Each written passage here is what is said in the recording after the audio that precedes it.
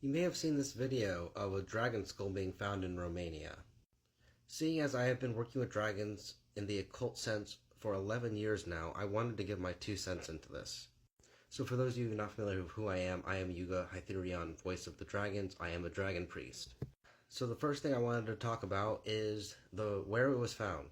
So typically when we find a fossil, which I don't think it was called a fossil, just it said it was a dragon skull in Romania, typically fossils are found in sedimentary rock.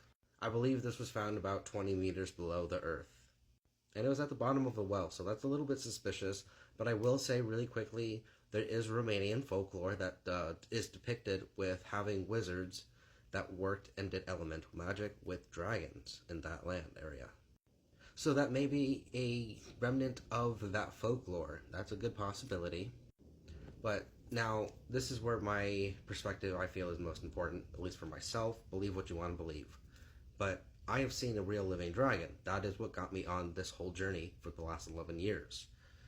This dragon that I saw was huge. It was a lot bigger than what was depicted in that video. I mean, looking at the man's body right here and seeing how big it is, I mean, it's probably this big, the head alone. The dragon I saw was probably the size of a Boeing 747.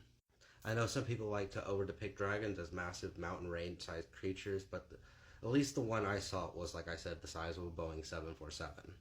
So if it was a real dragon skull, then it wasn't a very big or very old dragon. But that clip alone isn't enough to determine the absolute truth. Like I said, I just wanted to give my 2 cents onto this. But if you're curious about learning more about dragons and the occult sense, then check me out.